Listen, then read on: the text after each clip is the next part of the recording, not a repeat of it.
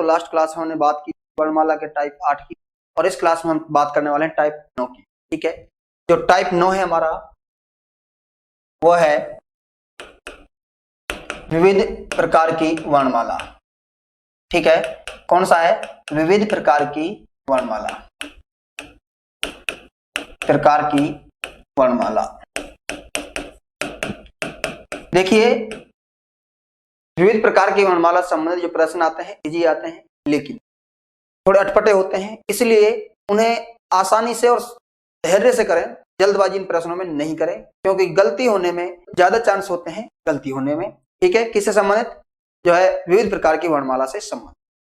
सबसे पहले हम देखते हैं कि विविध प्रकार की जो वर्णमाला में मध्य के अक्षरों संबंधित जो प्रश्न बनते हैं उनके बारे में।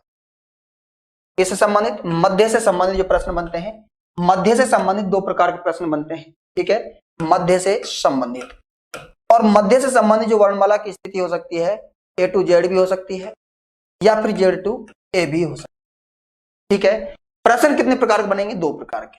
या तो हमसे पूछता है कि दोनों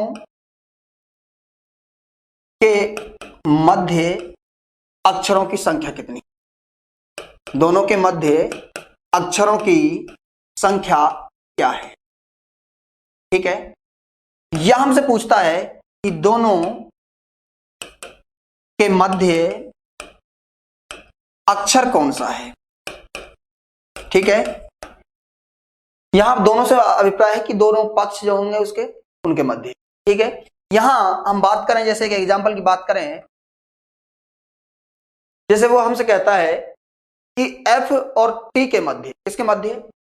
F व T के मध्य।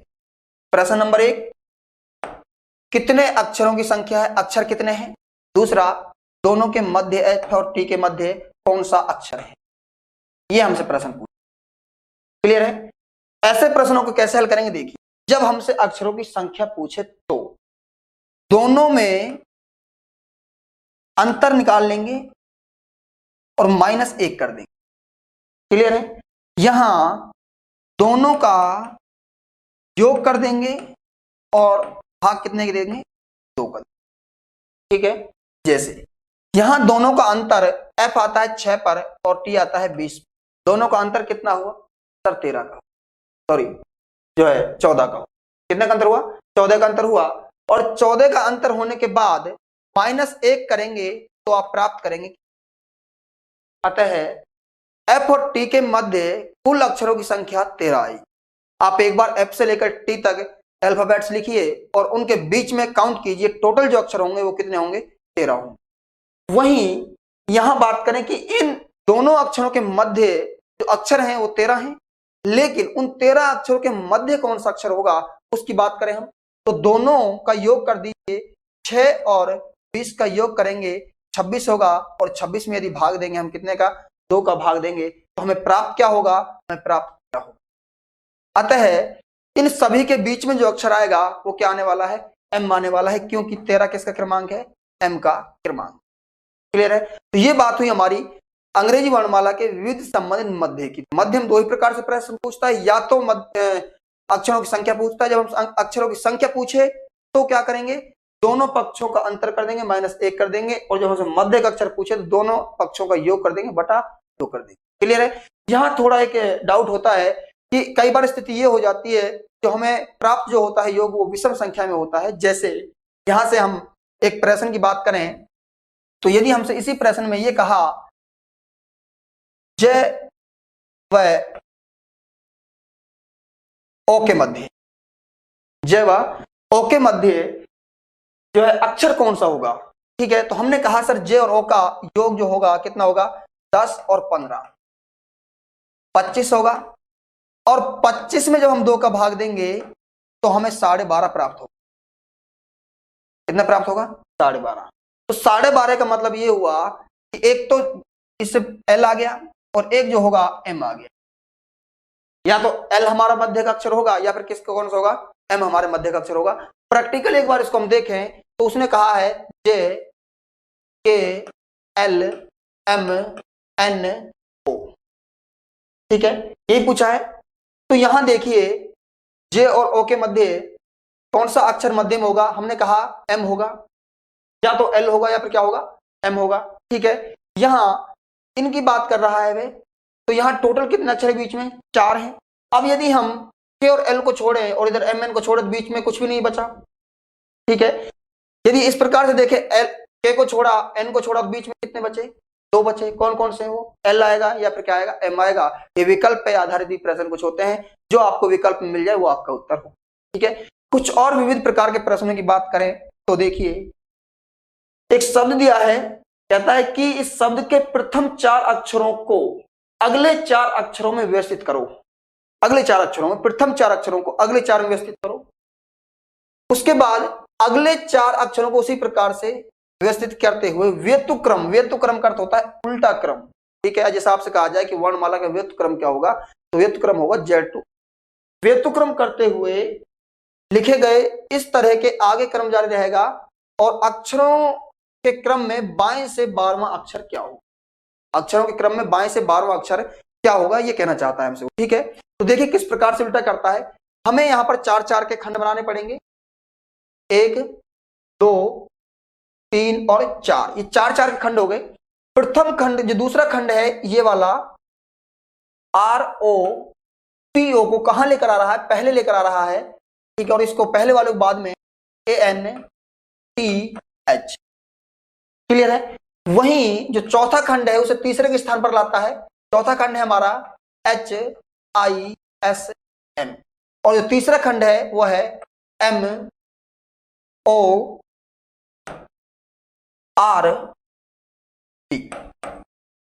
क्लियर है? तो अब क्या कहता है कि बाईं ओर से 12वां अक्षर काउंट करना, हमको यहां से बाईं काउंट करना है। तो देखिए 4 और 4 कितने हो गए? 8। 8 के बाद 9 10 11 12, अतः जो हमारा इस क्रम में उत्तर होगा वो क्या होगा? एम होगा, जो ऑप्शन की सी में। क्लियर है? नेक्स्ट प्रश्न की बात करें तो कहता है कि व्यवस्था P26M9 के S4V7 में पहले और छठे तत्व का स्थान परस्पर बदल जाता है। पहले और छठे का, दूसरे और सातवें का तथा आगे भी इसी प्रकार स्थान बदला जाता है, तो नई व्यवस्था में बाएं से चौथा तत्व कौन सा होगा? ठीक है, यहां क्या कहता है?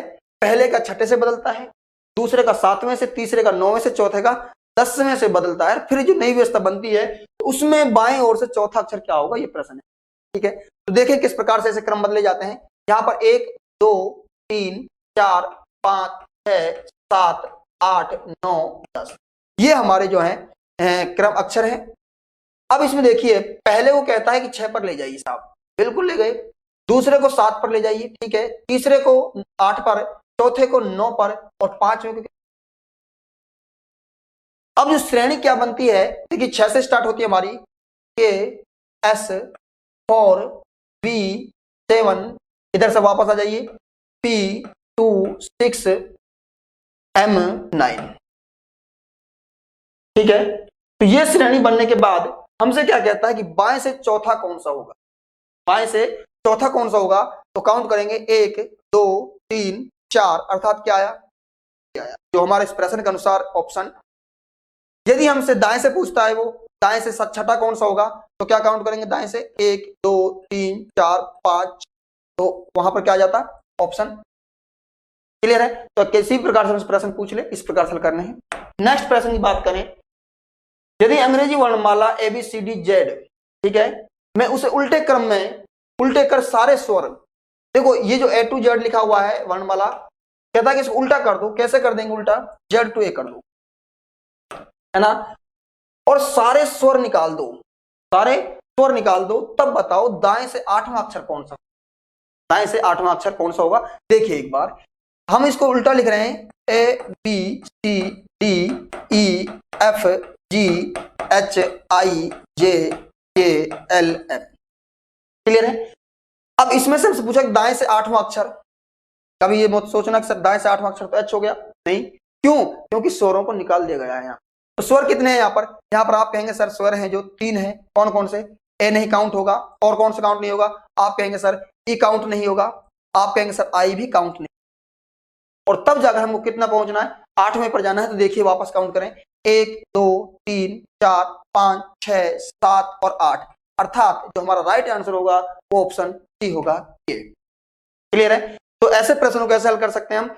यहां पर दूसरे ट्रिक से देखें हम तो वास्तविक रूप से यहां पर आना चाहिए था एच, ठीक है, लेकिन एच तक हम जब तक पहुंचे तो वहां पर 3 स्वर निकाल दिए गए थे।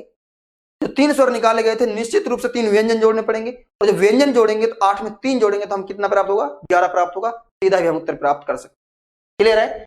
नेक्स्ट प्रश्न की बात करें तो कहता है कि यदि अंग्रेजी वर्णमाला के अंत के 21वें अक्षर, अंत से 21वां अक्षर, देखिए जेड इधर है, ए इधर है, अंत से 21वां जो अक्षर होगा वो होगा कौन सा? एफ। कौन सा होगा? एफ होगा। ठीक है, कैसे होगा एफ? यदि हम 27 में से माइनस जो है 21 करेंगे, माइनस 21 करेंगे तो प्राप्त कितना होगा? 6, और 6 किसका क्रमांक है? 6 है एफ का क्रमांक। क्लियर है? वो अंग्रेजी वर्णमाला की जो टाइप फर्स्ट और सेकंड में इन चीजों की अच्छे से व्याख्या की गई है, वहां पर आप देख सकते हैं। एफ आ गया अक्षर, और गिने, और आरंभ से 20वें अक्षर, 20वां अक्षर गिने, आरंभ से यहां से 20वां अक्षर गिनेंगे तो हमें प्राप्त होगा टी। ठीक है, गिने तो दोनों स्थितियों के उभयनिष्ठ अक्षरों के क्रम में बिल्कुल मध्य में कौन सा अक्षर होगा? जो वही प्रश्न आ गया, मध्य वाला आ गया कि एफ और टी के मध्य में कौन सा अक्षर होगा, ये आपसे प्रश्न पूछना चाहता है। आप क्या करेंगे? सर हम जब हमसे मध्य में अक्षर पूछा है, कहां पूछा है? अक्षरों की संख्या नहीं पूछी है, मध्य में अक्षर पूछा है, तो सर हम दोनों का योग कर देंगे, दोनों पक्षों का, और भाग 2 दे देंगे। दोनों का योग करेंगे 6 + 20 प्राप्त होगा हमें 26, और जब 2 का भाग देंगे तो प्राप्त होगा हमें 13।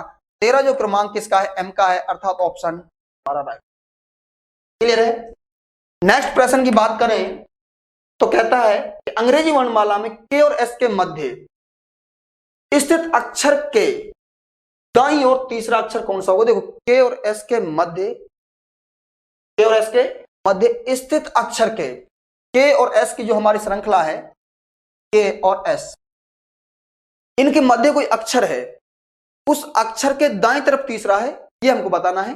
ठीक है, तो देखिए कितना सरल प्रश्न है, लेकिन थोड़ा लगता है कि अटपटा सा है। तो देखिए के और एस के मध्य कौन कौन से अक्षर हो सकते हैं? आप कहेंगे सर के बाद L, M, N, O, P, Q, R, ये इसके मध्य में अक्षर आएंगे।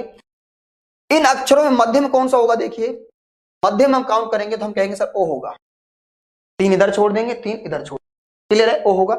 अब ओ के दाईं ओर तीसरा कौन सा होगा? दाईं ओर 1, 2, 3 क्या होगा? आर होगा। तो हमारा इस स्थिति में उत्तर क्या हो जाएगा? बी ऑप्शन हो जाएगा।